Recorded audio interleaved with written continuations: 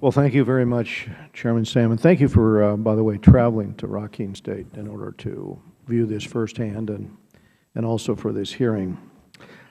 Many are looking at Burma's upcoming elections to gauge the progress in that troubled country, and a better yardstick, in my view, is the country's abhorrent treatment of the minority Rohingya Muslims, probably the most persecuted minority group in the world. That should be our test of the key test. The elections are important, but this is even more important. It is the yardstick. For over 3 decades now, the government of Burma has systematically denied the Rohingya even the most basic of human rights. A 1982 citizenship law denies the Rohingya Burmese citizenship, even though most of them have lived in the country for generations. This goes back to the 8th century. Their presence there, by the way.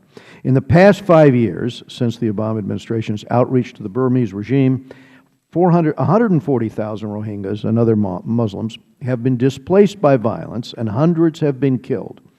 As one 12-year-old Rohingya boy recounted during the 2012 violence, Burmese men broke into his house and beat his father's head in with a brick before slaughtering him with a knife. For the mass killings that broke out in 2012, exceptionally few have been prosecuted, let alone jailed. In fact, a non-governmental organization based in Southeast Asia disclosed credible documents detailing state involvement in persecuting Rohingyas. They outlined state policies on population control, restrictions on movement, that empower security forces to use abusive measures to control Rohingya, among other steps. Now, it is no wonder that Rohingyas by the thousands, as Chairman Salmon just mentioned, are packing themselves into boats to flee, and they're fleeing for their lives. They end up in Malaysia and Bangladesh, facing the hardships of destitute refugees, and others perish in the Indian Ocean or fall prey to human traffickers. There must be a way to protect these individuals through a safe zone in the Rakhine State. There must be a way to have humanitarian groups have the ability to go in there and work with this community and have people protected in that state and other minorities protected in that state. This tragedy is what happens when a government refuses to recognize its own people. And the Than Sayan government maintains that Rohingyas are merely Bengali migrant workers. But their roots go back centuries. Muslims trace their roots back to Rakhine State to the 8th century. These deep historic ties of the Rohingya to Burma must be recognized and, of course, protected. The government of Burma cannot claim progress towards meeting its reform goals if it so blatantly and cruelly mistreats Rohingya Muslims and other minority groups.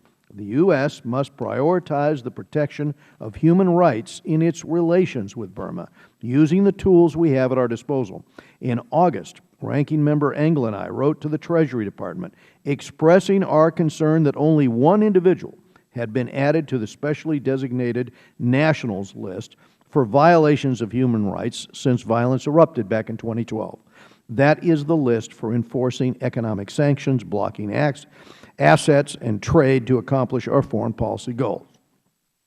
With a people on the verge of genocide, it's inexcusable that we are not aggressively targeting abusers here. We need to do that. More than one needs to be on that list. And I plan on working with the administration, providing additional names of Burmese human rights abusers to be added to the specially designated national list. And again, I thank Chairman Salmon and I thank Mr. Sherman, and I look forward to hearing from the administration on this. Thank you.